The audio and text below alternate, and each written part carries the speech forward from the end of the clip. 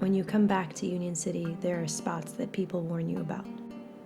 New spots, layered over the old ones. You know a spot when you were there to hear the wind carry the news on a Tuesday. In that moment, the spot isn't as important as the who and the what. Who? Carmen's son. What? Got stabbed by a crip. Only later, when the sirens pass and the foot traffic returns, bags bearing empanadas and fresh sneakers and sweatshop labor clothes, does that corner become a spot. Every hood has spots. There's the one around the corner from Edison Elementary, the one that stained the sidewalk. Right there, in front of an apartment building. Right there, across from the AutoZone where Elias worked.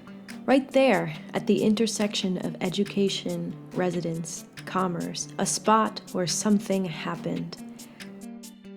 On the basketball court at 3-9, the street along the monastery before Jose Marti, outside Emerson, that one, that spot where Jessica's brother happened to be with a friend who happened to stab a guy and run away, that spot where Jessica's brother, who everyone called Nemo because he always seemed a little lost, got booked.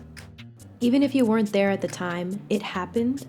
If you know the setting, you can play the tape in your head as the details unfold into gossip like a memory you dreamed.